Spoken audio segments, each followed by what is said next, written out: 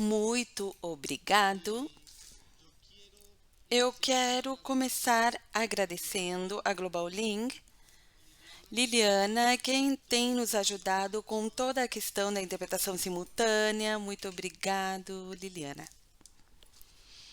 Bom, hoje nos acompanha e está conosco Kata, e aqui estaria um amigo nesse painel. Quem não pode nos acompanhar? Esse ia ser um conversatório entre três pessoas. Jan não está mais conosco. E, bom, em honra a ele. Eu convidei Kata hoje para conversar sobre dados. E agora Sherif falou, isso é dado. Isso tem um tema de intuição, mas é um tema de dados. A ideia, portanto, é ver o tema dos dados a partir do mais simples, para poder entender o conceito de tudo que vamos falar. Uma advertência: não vamos falar sobre a indústria de reuniões. Vamos ver o que está acontecendo em outras indústrias, o que está sendo feito em outros lugares, e por isso Kata está aqui me acompanhando hoje. E daqui a pouco vamos conversar com ela sobre o que está acontecendo na indústria de reuniões. Bom, saudações para todos. Estou muito contente de estar aqui te acompanhando nesse painel, homenageando o nosso grande colega e amigo, que teria complementado muito bem essa conversa. Dois comentários principais e já dou a palavra para que você dê todo esse contexto de introdução. O primeiro, é impossível não me sentir de volta em casa. Eu já tenho estado 11 anos no mundo dos eventos, uma grande experiência, grande crescimento profissional, liderando Columbia Mod e Columbia Techs. Então, me sinto aqui entre colegas e muito obrigado por me convidar para lembrar um pouco disso.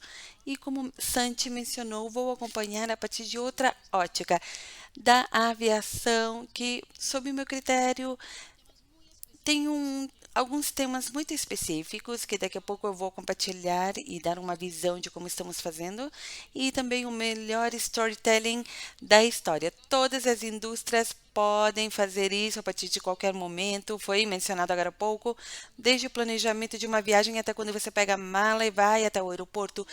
Esse a todo momento de viagem em qualquer indústria, especialmente na dos eventos, que pode pegar como um grande benchmark.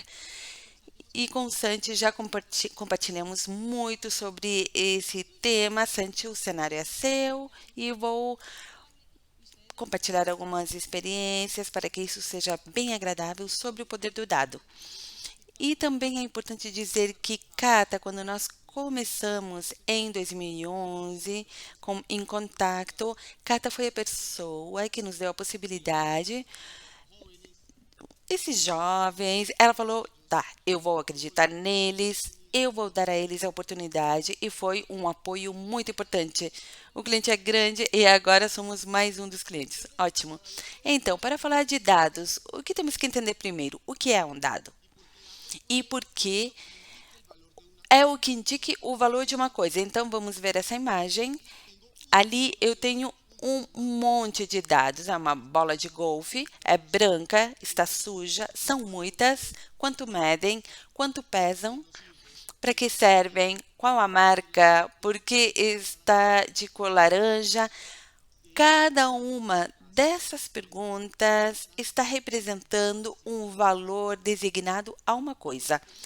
E porque temos que tirar essa ideia de que nós, na indústria dos eventos, quando falamos de dados, sempre falamos no banco de dados.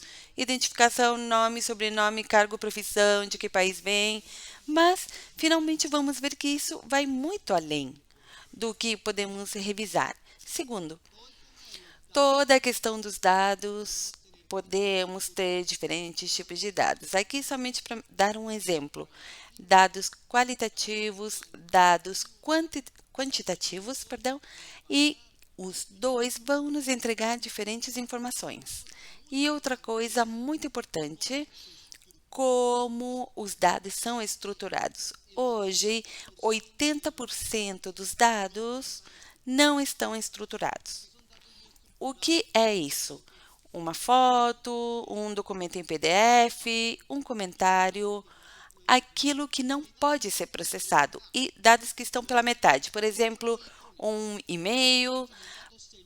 Vamos pensar em um dado semi-estruturado. Eu posso saber quem é o remetente, eu posso saber quem é o destinatário, mas quando eu já começo a pensar no texto, no assunto que está dentro do e-mail, aí isso já se torna em um dado não estruturado. Por que vamos falar sobre isso? Por que quero dar um contexto? Porque essa é a forma de ver como as revoluções que estão acontecendo estão nos centralizando muito nesse tipo de dados. Muito. E existem enormes oportunidades.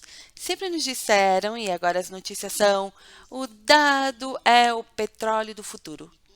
E se trata de dados. Mas aqui temos uma pergunta: os carros não funcionam com petróleo.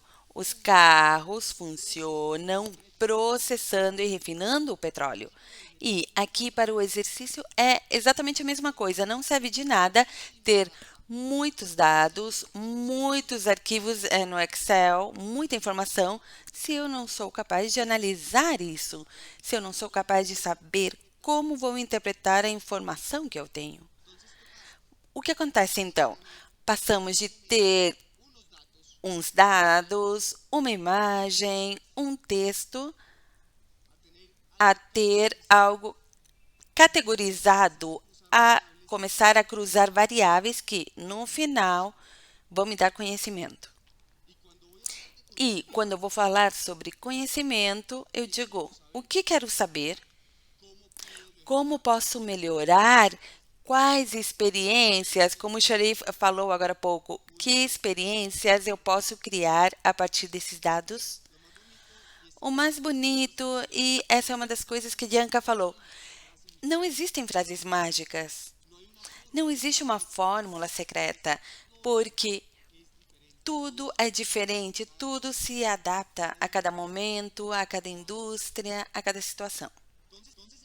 Então, entendendo onde estamos hoje, estamos vindo de uma revolução que veio pelo vapor, passamos para uma da eletricidade, depois passamos pela computação e hoje falamos sobre inteligência e conectividade. E essa conectividade e inteligência, vejam que essas duas últimas, desde a década dos 90 até agora, vão complementando. Íamos vendo redes, íamos vendo mais informação, mais coisas que vão nos ajudar a entender como os dados hoje estão tendo um papel-chave para poder fazer essas transformações. Então, o que está acontecendo nas indústrias? E aqui eu quero dar a palavra para a Cata.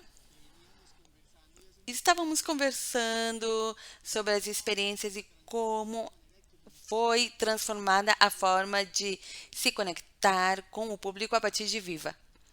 Obrigada, Santi. Então, eu vou falar um minuto. Eu acho que não vai ser muito longo, porque aqui estamos falando sobre dados e sobre como colocamos essa informação ao serviço dos eventos e como vemos outras indústrias para nos inspirarem. Mas tenho que contar algumas particularidades da indústria na qual estou para que vocês entendam o espectro total do que eu vinha para contar e do conversatório que vamos ter com o Santi no final. Primeiro, para quem não conhece, Viva é a primeira aerolinha de baixo custo na região. Fomos a primeira da Colômbia que há 10 anos colocamos a viajar praticamente todo mundo. Vou enfatizando, todo mundo. No início era um banco de dados que nós não conhecíamos, uma quantidade de viajantes que eram clientes potenciais e que, pelos preços de uma indústria tradicional, como acontece na aviação, não tinham acesso ao transporte aéreo. E nós começamos a entrar com preços que entraram no mercado e que hoje estão a uns preços muito acessíveis e que nós chamamos de modelo de super baixo custo. Esse é um contexto para que vocês entendam como a massa crítica de clientes aumenta dos que não podiam viajar para toda a população que precise de ir de um lugar A para um lugar B. Esse é o baixo custo, um termo que chegou na Colômbia há 10 anos com a introdução da Viva, muito mais antiga nos Estados Unidos, na Europa, mas na América Latina é completamente novidoso. Contando isso, quero que eu poderia ficar aqui uma hora falando da Viva e adoro ela e tenho muitas anedotas, mas queria trazer um dos 20 exemplos que temos na companhia de uso de dados a favor da estratégia. E com isso eu quero contar algo muito interessante, porque Viva pode ser um exemplo que pode ser tão pequeno como um startup que tecnologicamente se tornou em uma grande aerolínea, ou poderíamos vê-la como uma grande aerolínea que está em jogos maiores agora, se desde o início não tivesse identificado o potencial do dado como a sua ponta do iceberg, como o seu trabalho mais importante para vê-la diferente de todos os âmbitos de modelo de negócio, como temos comentado, um modelo de negócio disruptivo, de trazer o baixo custo e fazer com que as pessoas que não tinham voado façam isso. E com isso, se eu perguntar se vocês lembram, principalmente os nacionais que estão aqui na Colômbia e no Peru, que são os dois países onde temos mais operações, se pensarem em algo da Viva, algum Twitter, alguma publicidade, algo que venha na mente, certamente vocês vão pensar em algo disruptivo, algo estranho, não algo típico que a gente lembra, mas importante. E essa tomada de decisão de um DNA diferente está baseado nessa caracterização que nós damos aos clientes e que entendíamos que queriam algo diferente. Então, um DNA da marca que foi criado, que foi fortalecido. Vamos contar que em plena pandemia nós fizemos um relançamento da marca. Eu não sei se vocês lembram, antes era Viva Colômbia, que depois passou a ser o Viva Air e agora é somente Viva. Assim, de simples, de fácil. Então, já mudamos e amadurecemos, mas sempre tendo como base o que a maioria das indústrias tem e que nós chamamos do passageiro. E o journey do passageiro. O que acontece? Desde que uma pessoa literalmente diz, ai, que gostoso, eu penso, tenho uma ideia, tenho uma inspiração, uma publicidade, um filme, uma série de televisão. Penso em percorrer um lugar até tomar a decisão e faço o click to action de comprar a passagem, de escolher um hotel, convidar os amigos e viver uma experiência. Todo esse journey que eu poderia compartilhar com vocês, mas eu acho que eu ia ficar aqui o tempo todo do Santi. Então, vou contar como usamos os dados a favor desse journey para perceber que a indústria da aviação, para quem ela está falando? Porque eu sei que todos vocês já tiveram a oportunidade de fazer alguma viagem, claro, de subir em um avião e ter uma experiência. Mas sendo a mesma pessoa, já tiveram várias ocasiões de uso diferentes e, de acordo com a ocasião de uso, vocês foram ou não mais exigentes. Vou dar um exemplo. Quando vocês estão viajando para uma conferência, o voo que vocês pegaram para chegar até Medellín, vezes quando vocês estão de férias com uma família, cada momento dessa viagem vocês sentiram diferente pela ocasião que vocês estavam tendo. E nós, na Viva, quisermos identificar esses momentos para poder saber, com essa caracterização, quais eram os temas que estavam dando maior ou menor importância aos clientes e melhorar a comunicação. Essa é uma das primeiras questões que vocês devem levar em conta da aviação e do ponto de vista de como nós estamos planejando o que poderia ser um produto muito simples. Eu tenho uma oferta de passagens, de destinos com horários, mas também como nós estamos sendo cientes de quem é esse cliente ao qual estamos dando essa ocasião de uso, esses horários. E dou um exemplo. Vocês viajariam a um destino internacional, e aqui vou aproveitar. Acabamos de lançar a rota para São Paulo. Se vocês forem do trabalho, de trabalho a uma conferência como essa, por exemplo, o próximo destino, São Paulo, vocês ficariam incomodados se o voo saísse 10 da noite, chegando em São Paulo às 5 da manhã? Talvez sim, talvez não. Alguns falam eu durmo muito bem no avião, outros falam que eu não, eu chegaria a dormir na conferência, vai depender da ocasião de uso. Mas nós identificamos na nossa aerolinha, a maioria das pessoas que vão fazer essa rota são viajantes que vão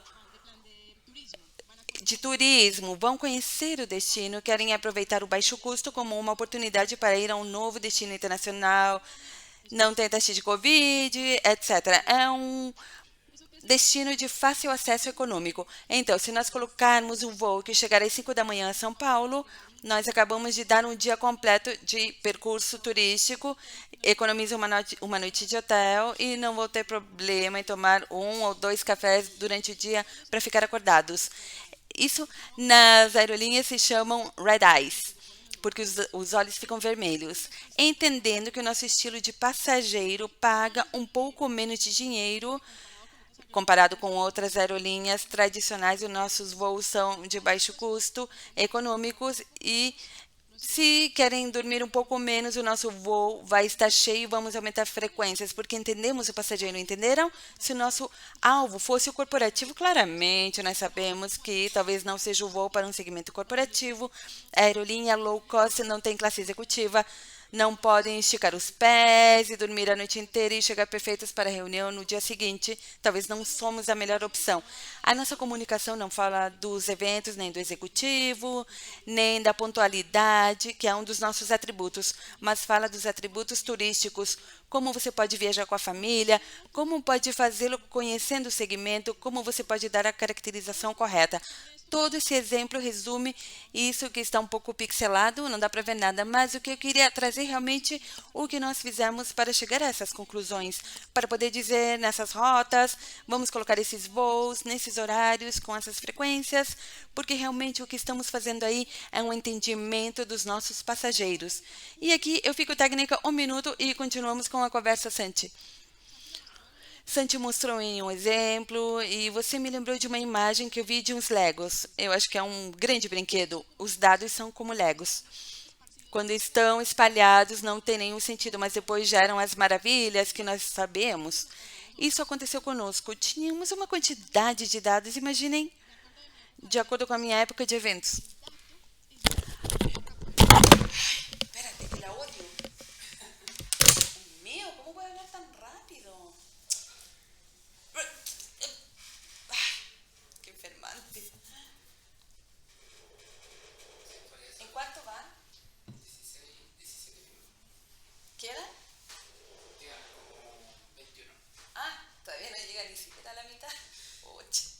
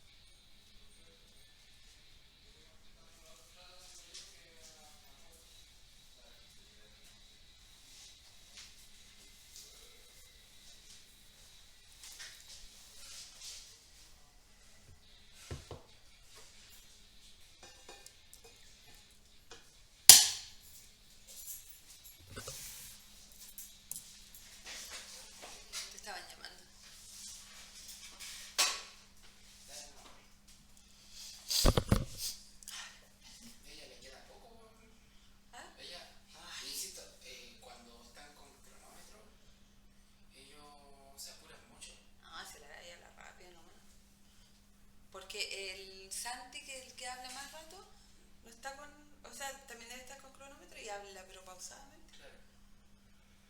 Es que ya tienen mucha información en muy poco tiempo, ese es el problema. ¿Cuánto duró este evento? Fueron 2 días. 2 días. No, y después me falta la otra sala, la sala muda. Todavía no me lo mandan los videos. Esto lo tengo que mandar el viernes. ¿Este viernes? Uh-huh. ¿Por qué? No, de más. Si hoy día es martes. Hoy día es martes. ¿Por qué te ríes tanto así, con esa maldad? ¿Ah? Pero es mucho el atado de la edición, no es como rápido. Dale, ya. Más tiempo para editar. Ya. Oye, Edgardo, ¿puedes retroceder 20 segundos? Está estúpida, pero...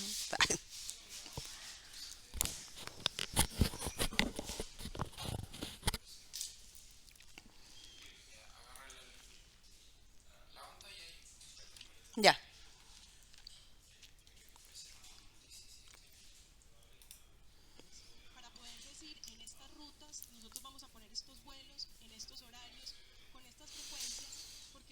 Porque realmente o que estamos fazendo ali é um entendimento dos nossos passageiros. E aqui eu fico técnica 1 minuto e continuamos com a conversa, Santi.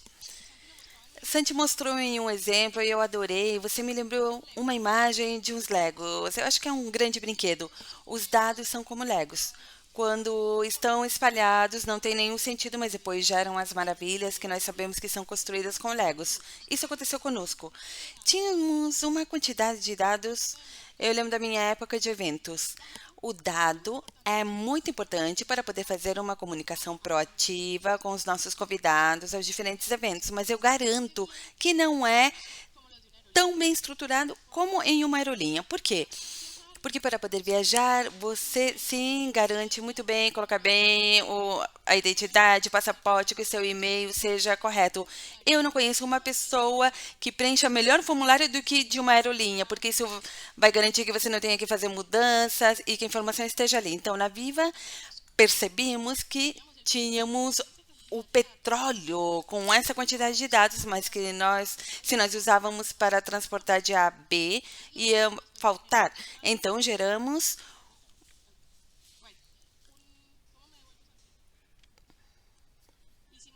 fizemos toda uma mineração de dados,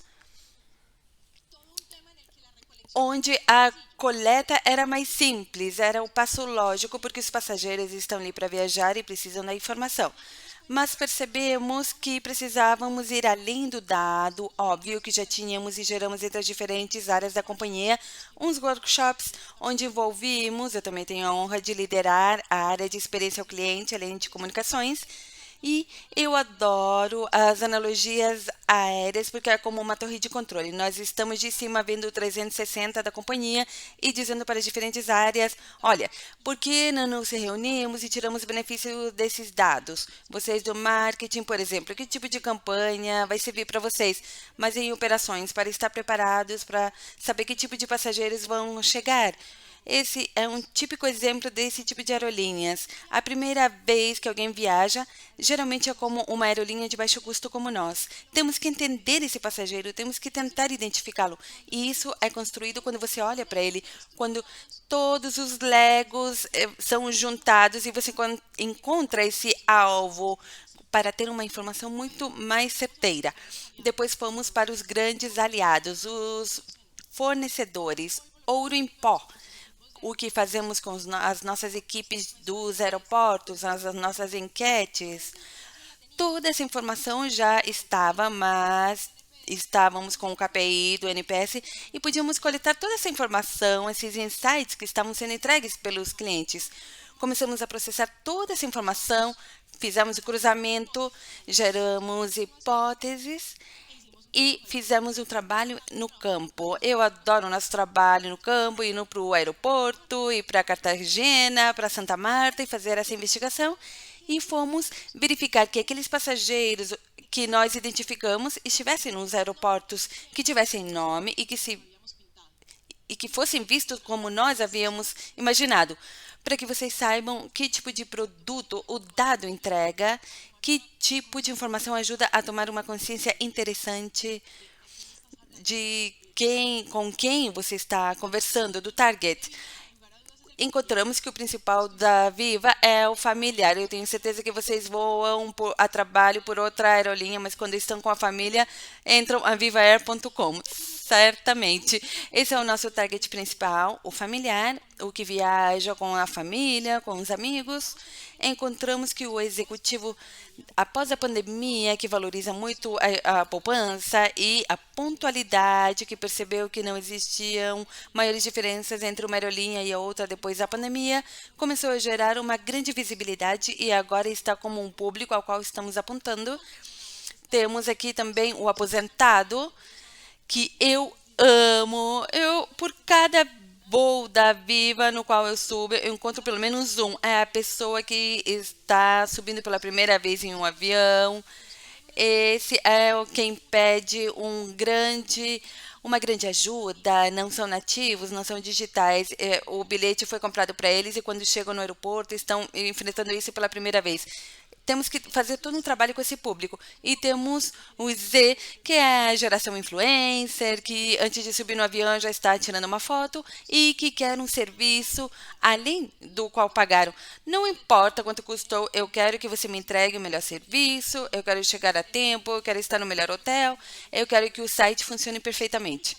Eu estou fazendo uma caricatura deles, mas para nós esses são arquétipos, são dados coletados juntos, reunidos para um público segmentado, e eu trouxe somente 2 exemplos, temos muito mais, e colocamos o nome próprio.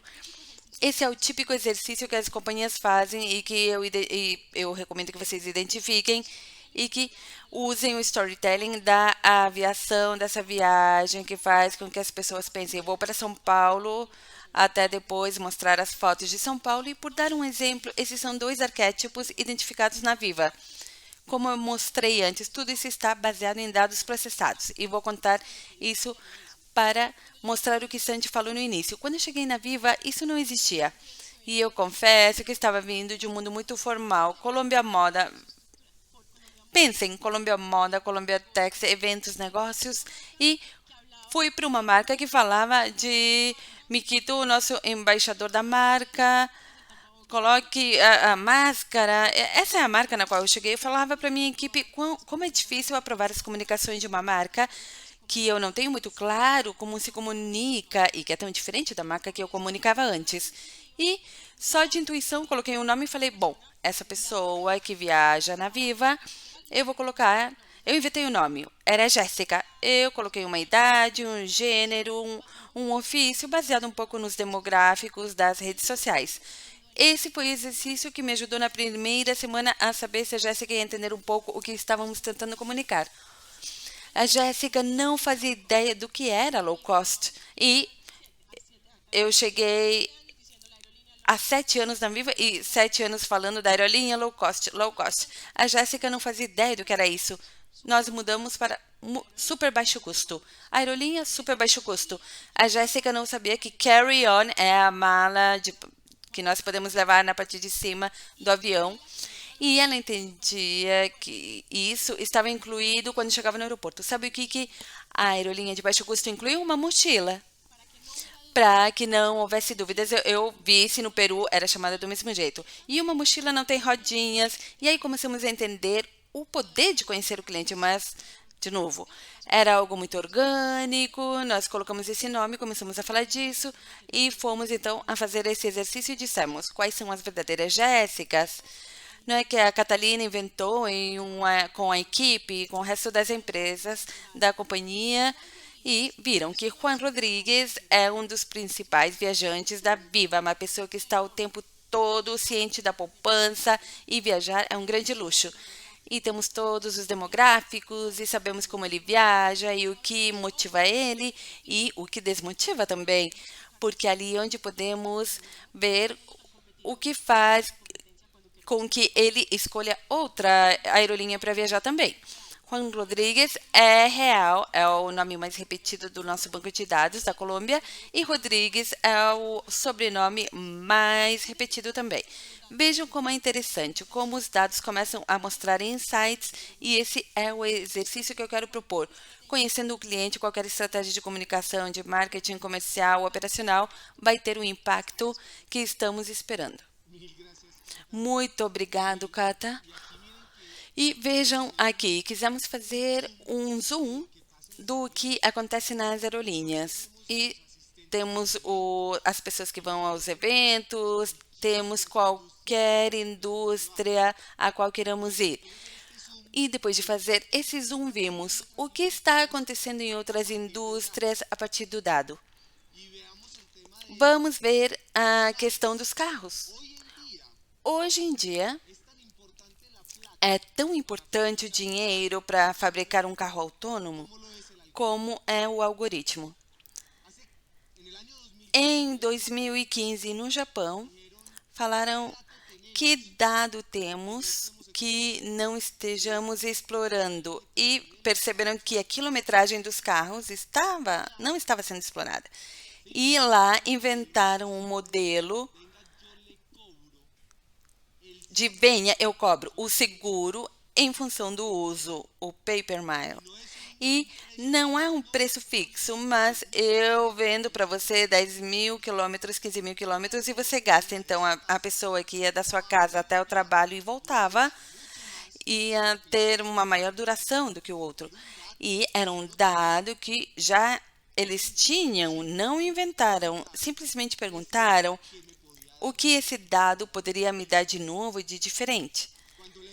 Quando eu li isso, fazendo a investigação, acreditem que eu fiquei surpreso quando começamos a ver dentro das indústrias que estão se transformando o tema do acompanhamento psicológico do que está acontecendo.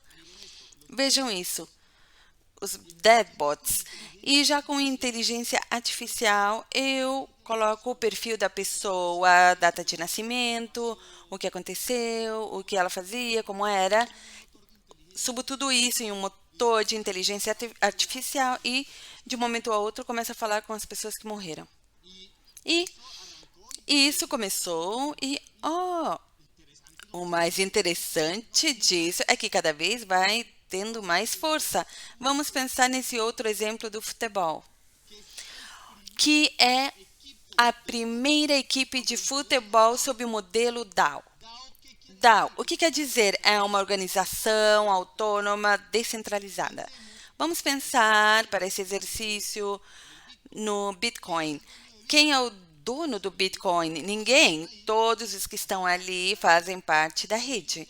Eles já criaram a primeira equipe de futebol na Inglaterra sob o modelo DAO. Vejam que não são nenhum desaparecidos, são jogadores de futebol conhecidos que disseram: vamos ouvir o fã. Vamos ouvir quem vai ao estádio, nos animar. Queremos que sejam sócios e vamos definir do que precisamos como equipe de futebol. Precisamos de um atacante, um defesa, um goleiro, quanto vamos pagar, o que vai acontecer. E vejam que entendendo o comportamento das equipes e o comportamento dos fanáticos, eu decidi se investir ou não em uma equipe de futebol. E não é ações, não é o boarding. Já pensaram no que aconteceria se a indústria de reuniões começasse a fazer DAOs de eventos? Se começássemos a dizer o que acontece? Precisamos fazer um evento na América Latina. Quem entra? O que fazemos? Não depende da Cocal, não depende de PCMA. Vai depender de quem quer estar ali fazendo os eventos. Estamos fazendo algumas perguntas. São mais perguntas do que respostas. A questão do futebol. Esse senhor, todos nós conhecemos ele. E o que ele fez? Quando ele foi renovar o seu contrato, ele falava: eu não ganhei nenhuma bola de ouro, porque eu sou atacante, mas não sou artilheiro. Eu sei que eu sou muito bom, que eu contribuo muito com a equipe. Contratou uma empresa de analítica de dados para dizer o que ele tinha feito, como ele encaixava com a equipe, como ele trabalhava, quantos passes, quantas defesas, gols, etc. E Ele chegou para negociar sozinho. Olha, senhores, vamos sentar. Olhem o que eu dou para a equipe e preciso que vocês me paguem mais. Pagaram 30% a mais e hoje ele é o jogador melhor pago da Premier League. Isso me impressionou. Eu acho que os publicitários devem estar muito preocupados com DALL-E. Esse é um motor de inteligência artificial que, analisando dados não estruturados, começa a encontrar relações. Como assim? Eu escrevo, DALL-E, quero fazer uma cadeira com forma de abacate. E a DALL-E começa a fazer possibilidades. E ele fala como é o abacate, como é uma cadeira, e ele começa a fazer sozinho o processamento de imagens. Quanto pode demorar um publicitário para fazer isso, para fazer toda essa quantidade de opções? Ou eu quero que em uma loja coloque a palavra OpenAI escrito na parte da frente. Esses são exercícios reais que o DALL-E está fazendo hoje, atualmente. Uma cabeça de brócolis reclamando da chuva. Escreviam essa frase e ele começa a processar e mostra essas imagens sozinho. Um computador fazendo isso. Ou uns abacates de festa no Havaí. E ele tira isso. Mas ele tira 100 ou 200 imagens e eu, como empresa, coloquei, ó, vou contar. Para vir aqui, eu fiz o exercício e falei, bom, o evento, Medellín, eu falei, o que ele vai tirar? Agora tem tanta demanda que eu estou em 1000 na fila, estão esperando para processar minha informação. Quando eu tiver, eu prometo que eu vou compartilhar para ver o que o DALL-E vai mostrar. E, Santi, aí eu vou complementar algo importante, porque a questão não é ter o dado, mas ter o tempo para processá-lo, tirar informação e os insights. Antes não sabíamos o que tínhamos dos nossos diferentes bancos de dados, dos passageiros, no meu caso. Hoje temos tanta informação que não sabemos aí por segmentação. Imaginem com essa informação que eu mostrei antes, ou com o que você conta dessa fila do programa, quanta informação existe disponível para ações específicas, para a segmentação de nichos, quanto marketing poderíamos fazer a partir da Viva que chegue a cada arquétipo de cliente que nós temos. Então, o grande desafio que está mudando, e eu acho que o mundo profissional vai mudar assim, os desenhadores já não vão desenhar, vão processar a informação que o computador vai desenhar. Temos que ver então a mudança do mundo, como está mudando tudo para ter a atitude para ler tudo isso. E a arte, os NFT, uma coisa louca, os nicos e aqui as pessoas, essa empresa Yuga Labs, vejam a utilidade de vender uns micos feios, bonitos, mas o conceito da arte, tudo através da valorização que é dada no mercado. Agora, temos o tema do Barça. Ele fez um exercício muito legal com o Spotify. O Spotify falou, eu quero patrocinar, e o negócio foi fechado em 300 milhões de dólares. Poderia ter sido maior. Por que não foi? Porque eles tinham um banco de dados registrado de 350 milhões de fãs registrados, mas eles podiam ter acesso somente a 1%, 3 milhões e meio. O resto, 99%, não tinha autorização para compartilhar os dados, por isso o negócio foi fechado em 300 milhões. E o que aconteceu? Essa é a mudança importante aqui quando falamos de comunidade e como os dados se transformam.